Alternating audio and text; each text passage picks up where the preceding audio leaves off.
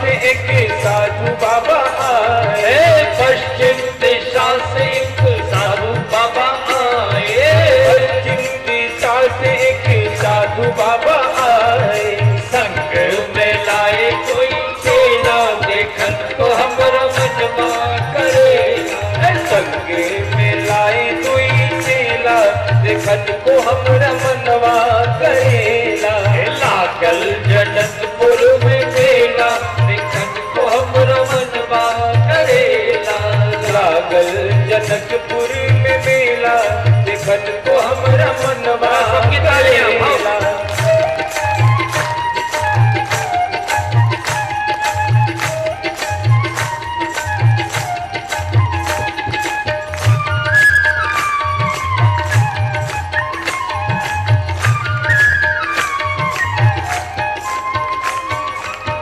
चलो सखी नयन सफल करियावे, चलो सखी नयन सफल करियावे, चलो सखी जन्म सफल करियावे, चलो सखी जन्म सफल करियावे। पैसा लगे ना अधेरा, देखन को हमरा मनवा करेला। पैसा लगे ना अधेरा, देखन को हमरा मनवा करेला। लागल जनकपुर में मेला, देखन को हमरा मनवा करेला। लागल जनकपुर में मेला, देखन को हमरा मनवा करेला। राजा जनक जी कठिन प्रण ठाने, राजा जनक जी कठिन प्रण ठाने, कठिन प्रण ठाने, धनुष प्रण ठाने, कठिन प्रण ठाने, धनुष प्रण ठाने। कौन वीर तोड़े अकेला, देखन को हमरा मनवा करेला। कौन वीर तोड़े अकेला, देखन को हमरा मनवा करेला। लागल जनकपुर में मेला, देखन को हमरा मनवा करेला। लागल जनकपुर में मेला, देखन को हमरा मनवा करेला।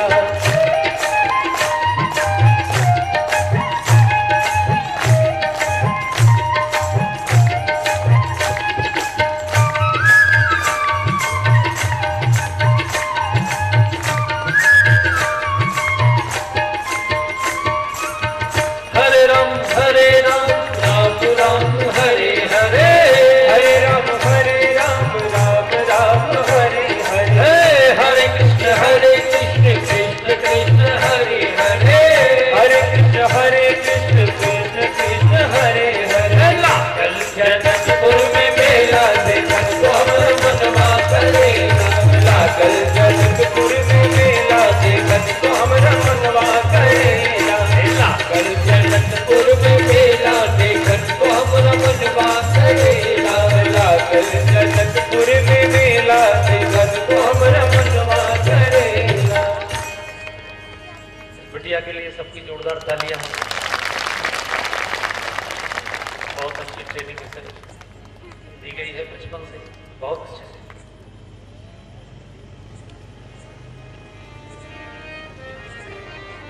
जनकपुर में इतनी भीड़, राजा जनक ने मंत्री से पूछा कि ये लोग क्यों आए हैं, ये सामान्य लोगों का कार्यक्रम नहीं है, तो जानकी जी का स्वयंवर है, यहाँ तो केवल वीआईपी राजाओं को आना था। ये राजाओं के अलावा जनता क्यों आई है? मंत्री ने कहा ये आपके धनुष को देखने नहीं आए जनता के लोग, ये तो राम लक्ष्मण को देखने आए हैं। ये सब लोग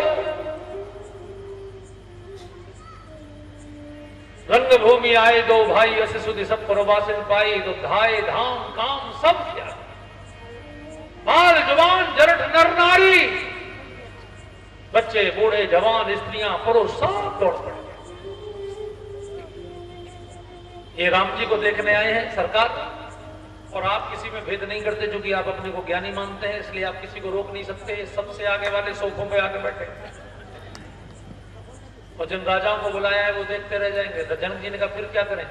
बोले अगर इस भीड़ को दूर रोकना है तो एक ही तरीका है, राम लक्ष्मण को सबसे ऊंचे मंच पर बिठा दीजिए, जो मंच आपने दामाद के लिए बनवाया है, अपने जमाईसा के लिए, उस मंच पे राम लक्ष्मण को बिठा दीजिए तो पब्लिक दूर से ही दर्शन कर लेगी, तो वहीं बैठ जाएगी। जनक जी ने कहा ऐसा नहीं हो सकता, लड़ाई हो जाएगी। राजा लोग कहेंगे कि राजकुमार और हम राजा, प्रोटोकॉल के अनुसार ये हमसे ऊपर कैसे हो गए। मंत्री बहुत समझदार था, उसने कहा उसकी चिंता मत करिए महाराज, गुरुदेव है ना साथ में, विश्वामित्र जी को बिठाइए, विश्वामित्र जी के नाम पर किसी को आपत्ति नहीं होगी, और जब गुरु जी बैठेंगे तो चेले तो बैठेंगे ही ऊपर साथ। जनक जी को आइडिया पसंद आ गया, तो सब मंचते मंच एक सुंदर विशद विशाल मुनि समेत दो बंधु बैठा रहे महिपाल। विश्वामित्र जी के साथ दोनों भाई बैठ गए, और जो सबसे ऊपर होता है वह सबकी निगाहें उसी की ओर होती है। भारत की कुर्सी पर, प्रधानमंत्री की कुर्सी पर जो भी बैठता है सबकी निगाहें उसी की ओर। तो पहले ऐसे बैठे थे जो बोलते ही नहीं थे, तो लोग कहते थे बोलते ही नहीं है, अब बोलते हैं तो ऐसा बोलते हैं कि पूरी दुनिया सुनती है। लेकिन वो कुर्सी की महिमा है। आप वैसे कुछ भी बोलते रहे, आप पान की दुकान पर खड़े होकर कुछ भी बोले, उससे कौन सुनता है। लेकिन एक कुर्सी होती है जिसकी महिमा होती है, जिस पर बैठकर कोई बोलता है तो उसका असर होता है। सबकी दृष्टि राम जी की ओर, और सबको राम जी अलग अलग रूपों में नजर आ रहे हैं। वहां जितने राक्षस आए हैं उनको राम जी बिल्कुल विकराल मृत्यु के रूप में, यमराज के रूप में नजर आ रहे हैं। जितने दुष्ट राजा हैं उनको विकराल रूप में, जितने वीर हैं उनको महावीर के रूप में, जितने सज्जन हैं, इष्ट हैं, जितने भक्त हैं उनको इष्ट देव के रूप में, जितने ज्ञानी हैं उनको प्रकाश के रूप में, जनकपुर के नर नारियों को अपने रिश्तेदार के रूप में, और राजा जनक जी और सुनैना जी को भगवान अपने पुत्र के रूप में नजर आ रहे हैं। जिसकी जैसी भावना उसको वैसा दर्शन। जिन लोगों ने भारत को प्रेम किया, देश को प्रेम किया, उन्होंने वंदे मातरम बोलकर फांसी के फंदे चूमे, और जिन लोगों ने भारत को केवल भूमि का टुकड़ा माना, उससे संबंध नहीं माना, उन्होंने टुकड़े करवा दिए, पाकिस्तान बांग्लादेश बनवा दिए, और वो आज भी वंदे मातरम का विरोध कर रहे हैं। भावना की बात है। जो लोग गौ को मां मानते हैं वो देखिए कितनी सेवा करते हैं। आपके राजस्थान में दत्त शरणानंद जी महाराज 2-2 लाख गायों की गौशाला चला रहे हैं। आपके चित्तौड़ में भी गौशाला चलती है। और जो लोग प्रेम नहीं करते, जिनकी भावना नहीं है, वो दूध पिया और बूढ़ी हुई तो छोड़ दिया, बछड़ा छोड़ दिया। घर में भी अगर रिश्ता होता है, भावना में रस होता है, तो संबंधों में भी रस होता है, नहीं तो भावना में रस नहीं होता तो संबंध भी बेकार हो जाता है। दुनिया में हर जगह भावना का महत्व है। जिसकी जैसी भावना होती है उसको वैसा दर्शन होता है। और भावना भाषण से नहीं आती, भावना संबंधों से आती है। Emotions are the by products of the relations. इस भूमि के प्रति हमारी भावना इसलिए कि करोड़ों जन्मों से हम इसके वासी हैं। हमारी करोड़ों पीढ़ियां इसी भूमि पर पली बड़ी है, हम और कहां से आएंगे। यही भगवान नारायण ने भूमि को स्थापित किया, यही ब्रह्मा जी के शरीर से मनु महाराज प्रकट हुए, यही सप्त ऋषियों की संतानों के रूप में हम सब आगे बढ़े। हमारा और इस भूमि का जन्म जन्म का नाता है। गंगा हमारी माँ, यमुना हमारी माँ, सिंधु, कावेरी, सब यहाँ के सब पर्वत, यहाँ के चारों धाम, ये सारे जो भावनाएं होती है संबंधों के कारण होती है। बहुत प्यारी चौपाई है। जाकी रही भावना कैसी, जाकी रही भावना कैसी, प्रभु मूर्ति देखी कैसी, प्रभु मूर्ति देखी कैसी, जाकी रही भावना कैसी, जाकी रही भावना कैसी। सभी लोग भगवान राम के मुखमंडल का दर्शन कर रहे हैं अपनी अपनी भावना के अनुसार। और उसी समय जानकी जी आई हैं। जानकी जी अपनी अष्ट सखियां उनके साथ भजन गा रही हैं, गीत गा रही हैं। और जानकी जी वरमाला लेकर पूरा एक रंगभूमि का एक चक्कर लगाई। सब राजाओं ने उनको ध्यान से देखा। प्रत्येक राजा चाहता है कि हमारा विवाह इनके साथ हो। धीमे धीमे चलती हुई जानकी जी अपने आसन की ओर बढ़ रही हैं। सब उनकी सखियां गा रही हैं, धीरे चलो सुकुमार, सुकुमार सिया प्यारी, धीरे चलो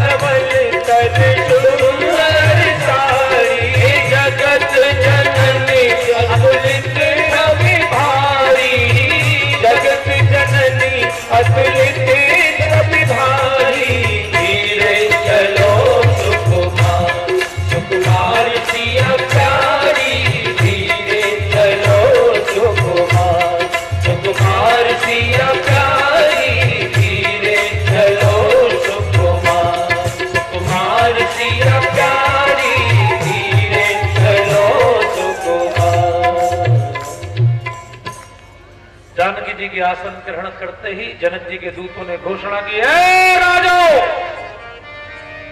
भाई साहब जरा सावधान होकर बैठ जाइए और जरा बाहें चढ़ा के, मेवाड़ वाली बाहें, अब जरा जोर लगाना है धनुष के साथ। जनक जी के दूत घोषणा कर रहे हैं, है राजाओं, ये जो सामने भगवान शिव का धनुष है ये राहु के समान कठोर है और आपकी भुजाओं का बल चंद्रमा के समान है। आप में से जो भी राजा धनुष को उठाएगा, डोरी को चढ़ाएगा, खींचेगा और तोड़ेगा, उसके गले में जान कीजिए बिना विचार बिना शर्त के वरमाला पहनाएंगे। करिए प्रयास जिसको करना हो। दूतों ने घोषणा की,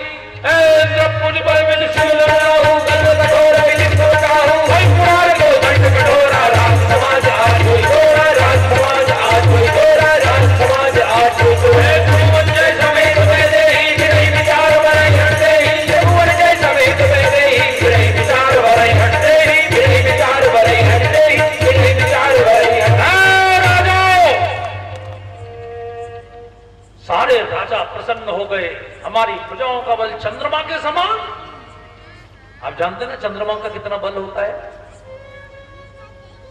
जिस दिन पूर्णमासी होती है उस दिन समुद्र का जल सैकड़ों मीटर ऊपर उछलता है, सुनामी की लहरें आती है, पूरे समुद्रों में ज्वार आता है। आपको कुएं से एक बाल्टी पानी खींचना हो तो सांस फूल जाती है, लेकिन चंद्रमा पूरी दुनिया के समुद्रों को खींच देता है पानी को। लेकिन समझदार राजाओं ने मूर्ख राजाओं को समझाया, भैया कितना भी बलवान चंद्रमा हो तो भी राहु उसको चंद्र ग्रहण के दिन खा जाता है। ये धनुष राहु के समान है, आज आप सबकी भुजाओं के बल को खा जाएगा, चक्कर में मत पड़ो। लेकिन मूर्ख राजा नहीं माने, उठे, जोर लगाया। 10,000 राजाओं ने जोर लगाया, लेकिन सबको एक ही बार ट्राई करने की अनुमति थी, दोबारा ट्राई करने की अनुमति नहीं थी। इसलिए भूप सहस्त्र से कई बार जब सब निपट गए और किसी पर धनुष नहीं उठा, तब राजा जनक को क्रोध आया और उन्होंने कहा, आज के बाद अगर अपने आप को किसी ने वीर कहा तो खबरदार। मैं समझ गया हूं कि पृथ्वी वीरों से खाली हो गई है, आज के बाद कोई अपने को वीर मत बोलना। अब जनिको माथे बटवानी वीर विहीन वही मैं जानी, अब जनिको माथे बटवानी वीर विहीन वही मैं जानी, वीर विहीन वही मैं जानी, वीर विहीन वही मैं जानी। जैसे ही राजा जनक ने कहा, मैं समझ गया हूं कि पृथ्वी वीरों से खाली हो गई है, लक्ष्मण जी दांत पीसने लगे। उसके लेकिन एक भी राजा उठकर नहीं गया। जनक जी ने मंत्री से पूछा कि जब ये सब टेस्ट में फेल हो गए तो जाते क्यों नहीं? मंत्री ने कहा, महाराज अभी इनको आशा बाकी है। बोले कौन सी? बोले जानते हैं कि धनुष किसी पर टूटा नहीं, राजा बेटी को कुंवारी रखेगा नहीं, शादी तो करेगा, अंत में हार कर अपनी बेटी से कहेगा कि बेटिया रानी अब क्या बताएं, मजबूरी है, माला उठाइए और एक चक्कर लगाइए और जो पसंद आए उसके गले में डाल दीजिए। तो इसलिए बैठे हैं कि शायद हमारे गले में पड़ जाए। इनको अभी आशा बाकी है। तब जनक जी फिर से खड़े हुए, राजाओं को ललकारा, है राजाओं, ताजा हुआ आशा त्यागो। राजाओं ने कहा फिर क्या करें?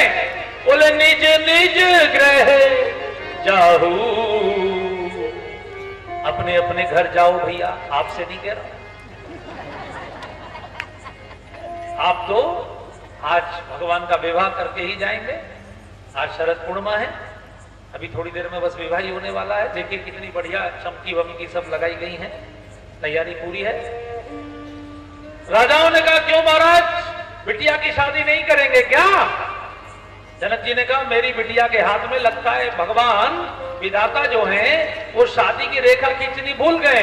अरे लिखा न विधि बैठी विधाओ, लिखा न विधि बैठी विधाओ, लिखा न विधि बैठी विधाओ, लिखा न विधि बैठी विधाओ। जैसे ही इतना बोला जनक जी ने, लक्ष्मण जी खड़े हो गए और उन्होंने ये भी नहीं कहा कि अंकल जी कि चाचा जी, कोई संबोधन नहीं, सीधे जनक। आज जनक जी की भद्रा उतरेगी, अभी लक्ष्मण जी उतारेंगे, थोड़ी देर में परशुराम जी भी उतारेंगे। कभी कभी होता है ऐसा, शुरू में कड़वा होता है फिर बाद में मीठा हो जाता है। एक एकदम लक्ष्मण जी खड़े हुए, एकदम लाल, जोर से डांटा जनक जी को। आपको मैं परिचय करा दूं कि लक्ष्मण जी जो है ना, वो अखिल भारतीय डांट प्रमुख है। भगवान कभी नहीं डांटते, वो डांटने का काम लक्ष्मण जी करते हैं। वो भगवान से उन्होंने कह रखा है, आप बुराई मत लेना, बुराई लेने को मैं हूं, भलाई लेने को आप है। इतनी जोर से डांटा, है जनक अनुचित बोलता है, विधाता को, विधाता ने रेखा नहीं खींची क्या? आप विधाता का रजिस्टर पढ़ के आए हो और बोल रहे हो पृथ्वी वीरों से खाली हो गई है? वीरता देखना चाहते हो?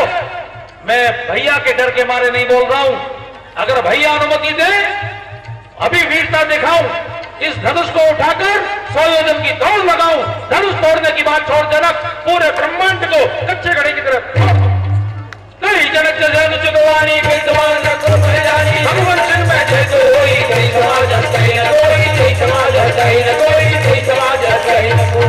जनक ऐसे ही लक्ष्मण जी इतने लाल लाल हुए, सारे राजा भागे। मूर्ख राजाओं को समझदार राजाओं ने पूछा कहां जा रहे हो? बोले ब्रह्मांड फूटने वाला, आप भी भागो। उन्होंने कहा फोड़ेंगे नहीं, डरा रहे हैं। भगवान भी तो इसी में बैठे हैं, फोड़ेंगे नहीं इसलिए। गुरुजी ने पूछा लखन बेटे इतने लाल क्यों हो रहे?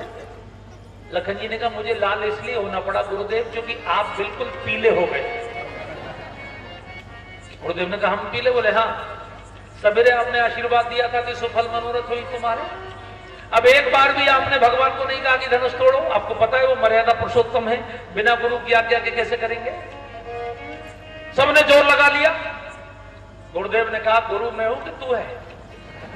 मुझे पता है आप क्या कब देनी है बेटे। पूरब में सूर्य ऐसे नहीं निकलता, पहले पूरी दिशा लाल होती है तब सूर्य निकलता है। अब तक लाली प्रकट नहीं हुई थी लखन, अब लाली तूने प्रकट की है, अब सूर्य को मैं प्रकट करता हूं। गुरु की आज्ञा उठाओ राम बन जाओ अब चापा। लेकिन भगवान राम सीधे खड़े नहीं हुए। उन्होंने क्या किया? सीधे गुरु के चरणों में मत्था टेक दिया। सुनी गुरु बचन चरण से हर्ष विषाद कछु उल्लावा मंगल भवन भवन कल्याणी। बात लेके चाहिए जो भी हो, माता हो, पिता हो, गुरु हो, कोई उनको इतनी जल्दी है लेकिन वो कोई जल्दी प्रकट नहीं कर रहे, धैर्य पूर्वक बिल्कुल गुरु का आशीर्वाद लिया और फिर बिल्कुल शांति से खड़े हुए। कोई चाल में जल्दी नहीं है। पूरी सभा देख रही है क्या होने वाला है। जानकी जी तो बिल्कुल कांप रही है। उनको लग रहा है कि सवेरे इनको धनुष तोड़ने में पसीना आ रहा था, फूल तोड़ने में धनुष कैसे तोड़े। तो बार बार गणेश जी को मना रही है, हे गणनायक वरदायक देवा आज लगे की नहीं तू सेवा। तो बार बार विनती सुनो मोरी करो चाप गुरुता के चोरी। गणेश जी को मना रही है, गौरी को मना रही है और यहां तो हम लोग बैठे ही गणगौर गार्डन में हैं, इसलिए आप भी मना लीजिए गणेश जी को। भगवान शिव को मना रही है, हे गणेश जी महाराज सूर्ण का सहारा, हे भोलेनाथ अपने धनुष को कह दीजिए हल्का हो जाए। भगवान ने जानकी जी के चेहरे की ओर देखा तो भगवान को लगा इतनी टेंशन चेहरे पर है कि कहीं हार्ट अटैक ना हो जाए। इसलिए उन्होंने सोचा कि फिर बचता है हो क्या जब चिड़ियां चुग गई खेत, अगर इनको कुछ हो गया तो फिर धनुष तोड़ने का फायदा क्या। तुरंत धनुष की ओर ताका। जैसे धनुष की ओर ताका लक्ष्मण जी फिर खड़े हो गए। गुरुदेव ने कहा लखन अब क्यों खड़े हो गए?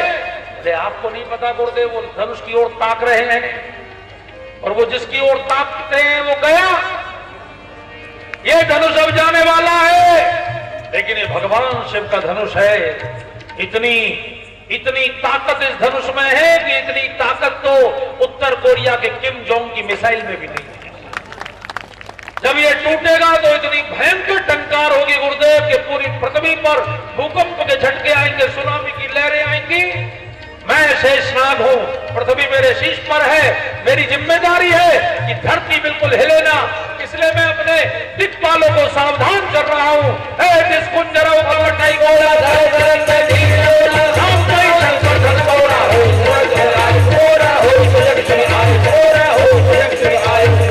लक्ष्मण जी ने दिक्पालों को सावधान किया। भगवान ने लक्ष्मण जी की ओर देखा, लखन जी ने कहा प्रभु सिग्नल ग्रीन, लाइन क्लियर। जैसे ही क्लियरेंस मिला लखन जी का, भगवान ने धनुष की 3 परिक्रमाएं शुरू की।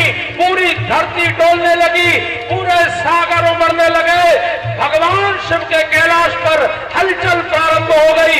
3 परिक्रमाएं करते ही भगवान ने मन ही मन अपने कुल गुरु को प्रणाम किया। मर्यादा देखिए, विश्वामित्र को करके आए हैं, लेकिन कुल गुरु को भी भूले नहीं है। मन ही मन अपने गुरु वशिष्ठ को प्रणाम करके मन ही मन प्रणाम किया।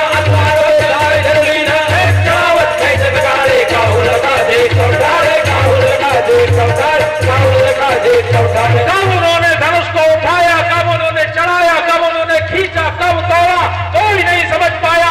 आसमान में एक बिजली जैसी कड़की कड़की ध्वनि हुई। जय श्री राम पथ गढ़ोरा भय भुवन जय घोर कटोरा, जय श्री राम पथ गढ़ोरा भय भुवन जय घोर कटोरा, भय भुवन जय घोर कटोरा, भय भुवन जय घोर। बोलिए राजा रामचंद्र भगवान की जय।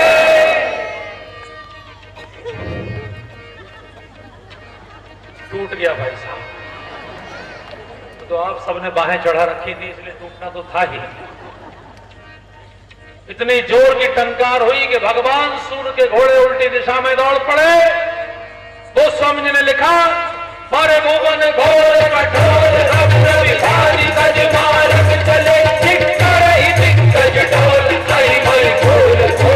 चले, मले सुर असुर खुद कर चाल धीरे धकल विकल विचारे,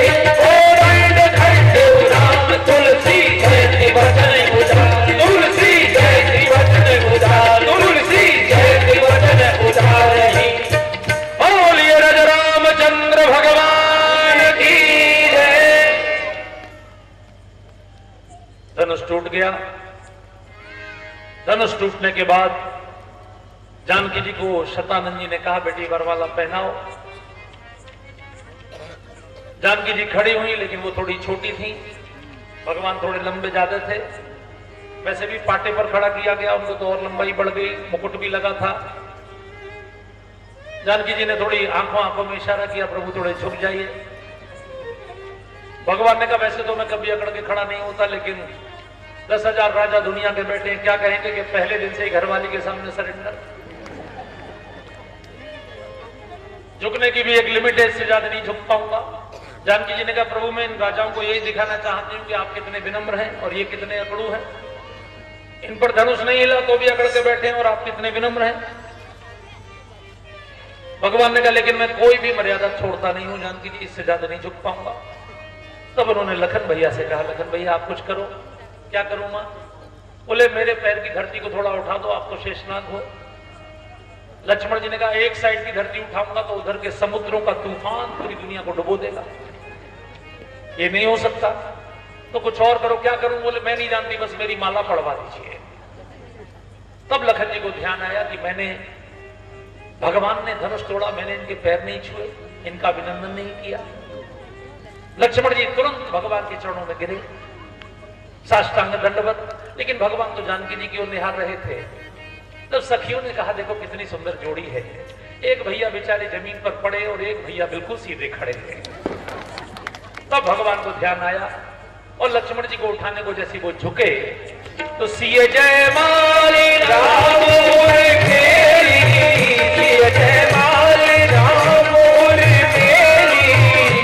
वही छवि अवलोक सहेली, वही छवि अवलोक सहेली, हो रही जय जय जय किशोरी मोरी छोटी सी अब हो रही जय जयकार किशोरी मोरी छोटी सी, झुके जइयो ललन रघुवीर किशोरी मोरी छोटी सी, झुके जइयो ललन रघुवीर किशोरी मोरी छोटी सी।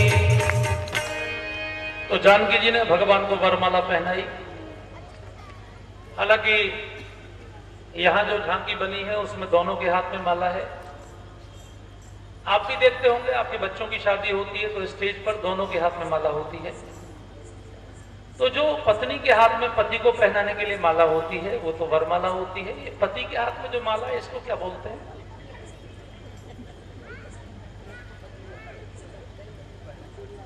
आपके बच्चों की जब शादी होती है तो लड़का जो माला लड़की को पहनाता है उस माला को क्या बोलते हैं? जयमाला तो लड़की पहनाती है, लड़का क्यों पहनाता है? देखिए, मैं आपको ध्यान दिलाने के लिए बात कह रहा हूं। माला एक ही होती है, एक ही होनी चाहिए। जो वर होता है उसको माला पहनाई जाती है, इसलिए वर माला होती है। वर माने श्रेष्ठ, वर माने जिसका वर्ण किया जाता है।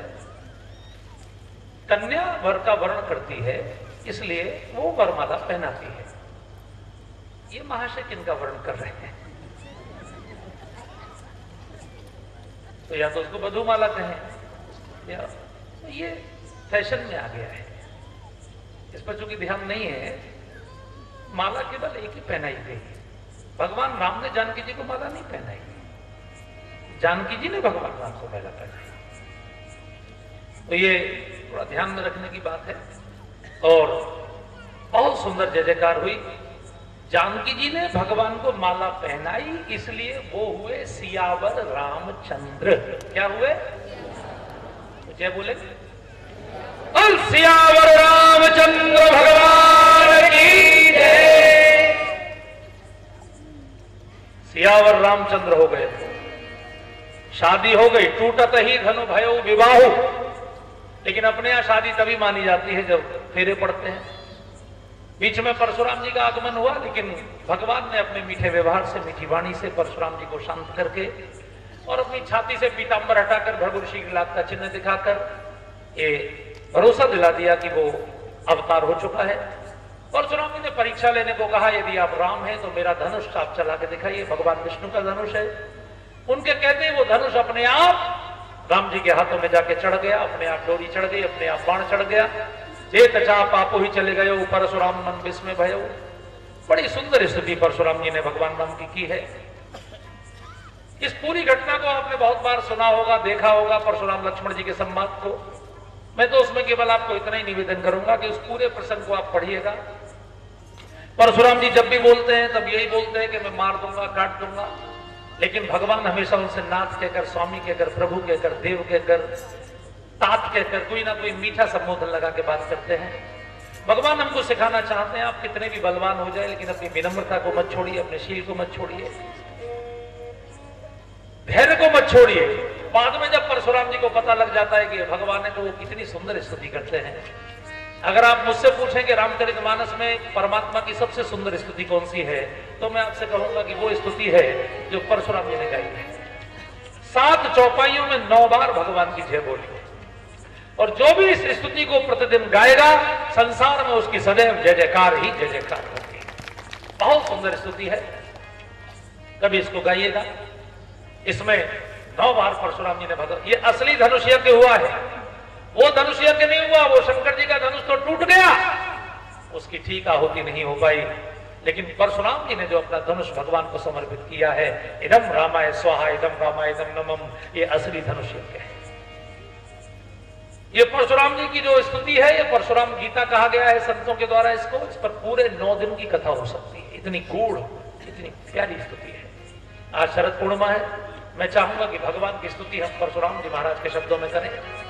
दोनों परमात्मा के अवतार हैं और दोनों अपनी लीला के द्वारा कितने बड़े खून खराबे को टाल दिया, आप कल्पना कर सकते हैं। अगर परशुराम जी ना आते तो वो जो 10,000 दुष्ट राजा थे, वो भगवान के साथ लड़ने को तैयार थे, जानकी जी को छीनने की बात कर रहे थे।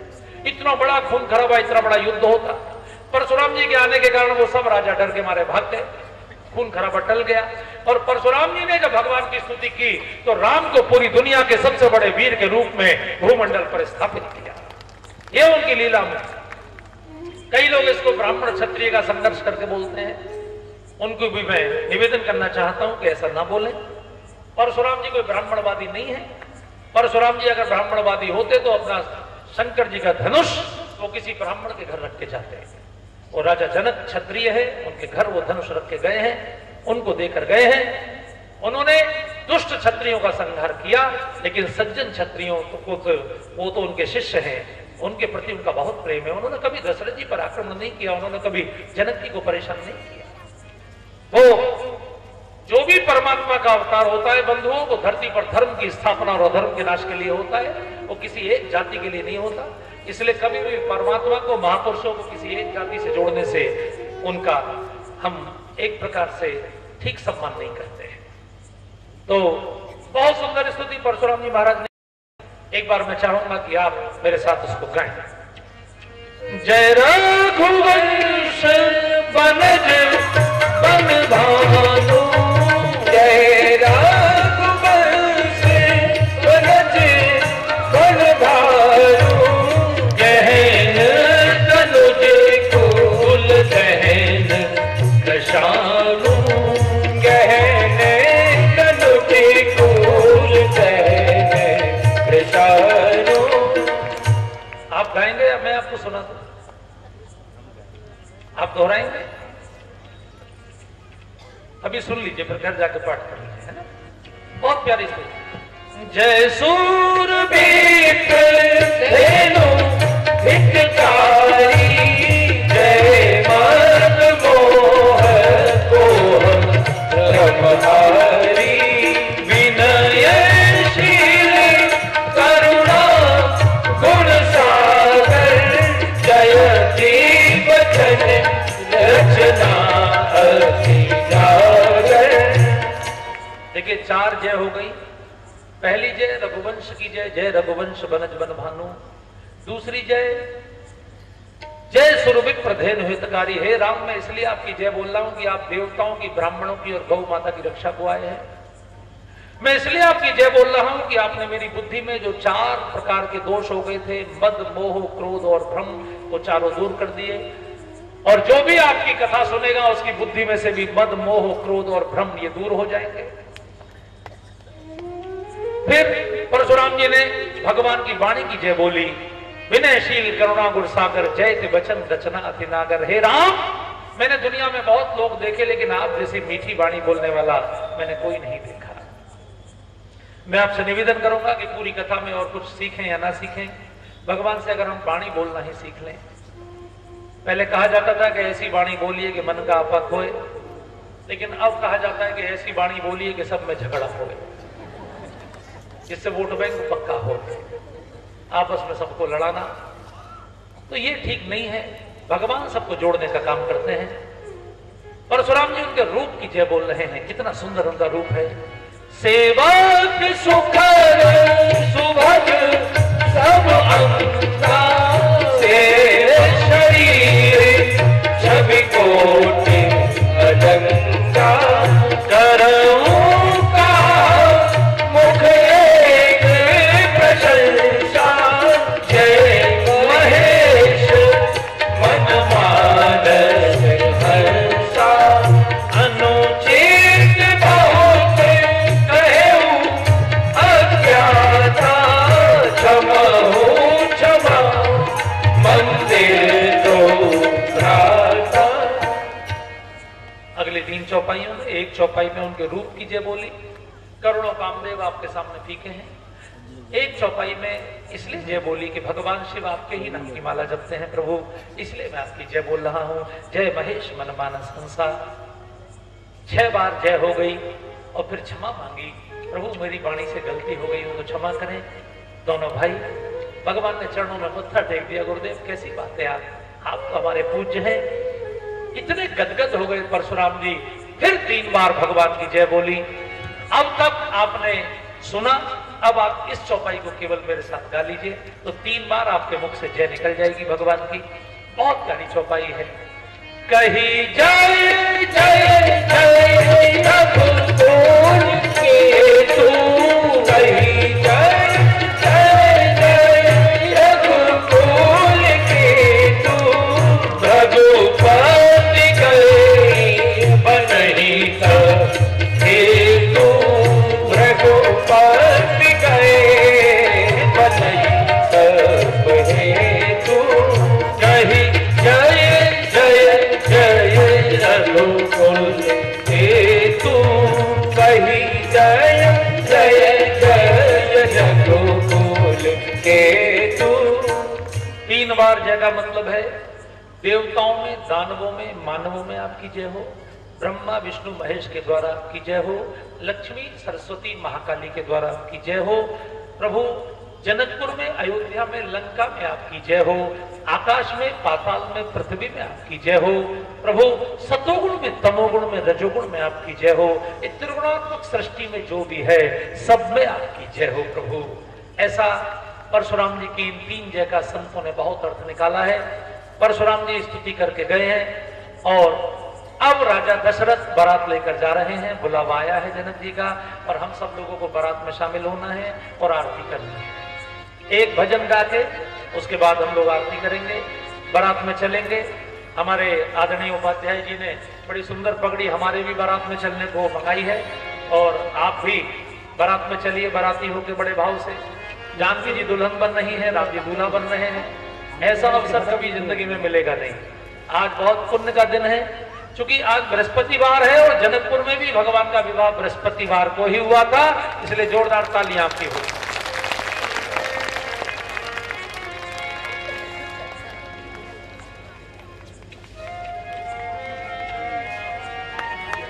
बहुत धन्यवाद।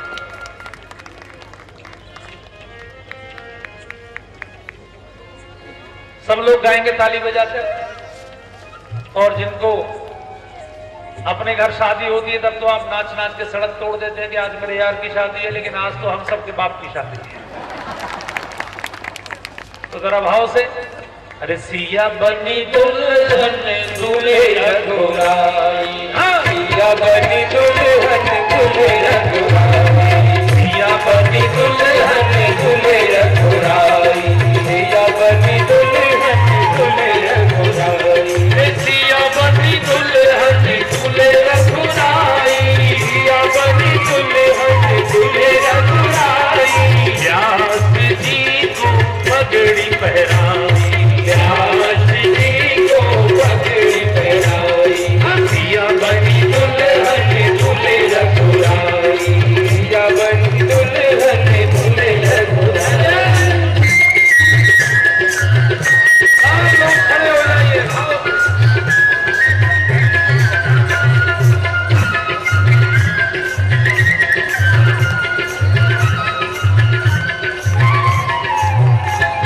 राम जी के अंग पीतांबर सोहे, राम जी के अंग पीतांबर सोहे, राम जी के अंग पीतांबर सोहे, राम जी के अंग पीतांबर सोहे, सिया जी ने सर पर चुनरी ओढ़ाई, सिया जी ने सर पर चुनरी ओढ़ाई, सिया बनी दुल्हन दूल्हे रघुराई, सिया बनी दुल्हन दूल्हे रघुराई, सिया बनी दुल्हन दूल्हे रघुराई, सिया बनी दुल्हन दूल्हे रघुराई, जनकपुरी में बहार देखो आई, जनकपुरी में बहार देखो आई, सिया बनी दुल्हन दूल्हे रघुराई, सिया बनी दुल्हन सबकी ताली।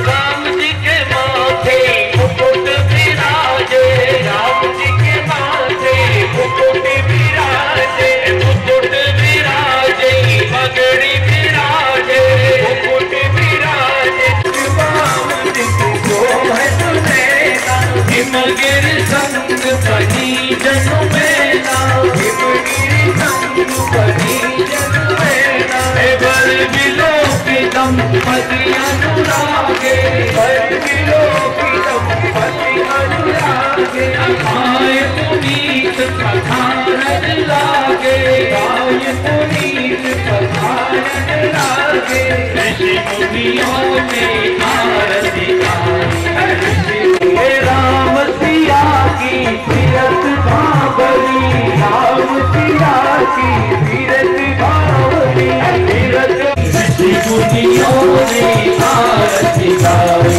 ऋषि मुनियों ने आरती बनी दुल्हन दूल्हे रघुराई, पिया बनी दुल्हन दूल्हे रघुराई।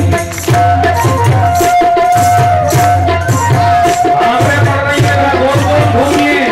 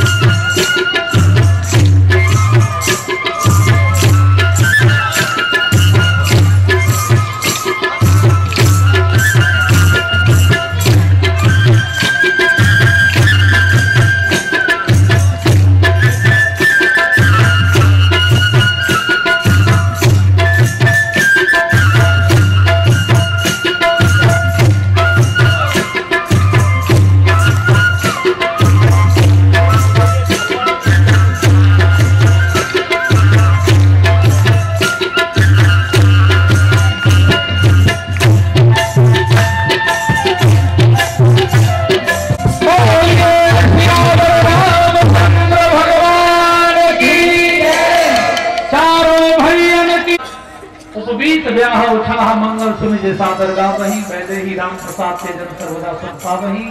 मैं भगवान से प्रार्थना करता हूँ आज शरद पूर्णिमा पर कि जितने भी चित्तौड़ वासियों ने, समस्त दूर दूर से आए हुए भक्तों ने इस कथा को सुना है, भगवान सबके जीवन पर हमेशा सुखों की बरसात करते रहे, सबकी मनोकामनाएं प्रभु पूर्ण करे। ऐसी भगवान से शुभकामना के साथ आज के प्रसंग को हम यहाँ विराम देते हैं। अब केवल 4 दिन की कथा शेष है, आज 5 दिन पूर्ण हो गए हैं। कल अयोध्या कांड की कथा ठीक 7 बजे। आरती की थाली बाबू जी को दे दें। आज सीताराम जी के विवाह की आरती बड़ी सुंदर।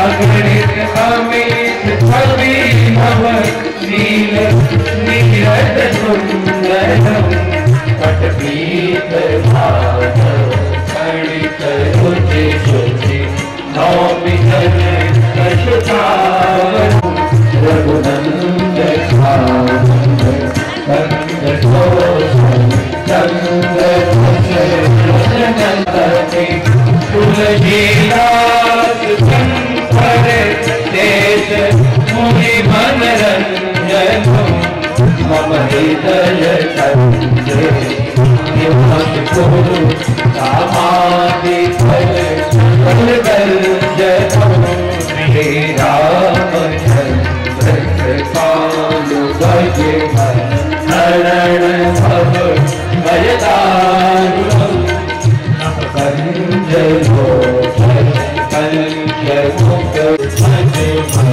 हरण भव भयदारुणं,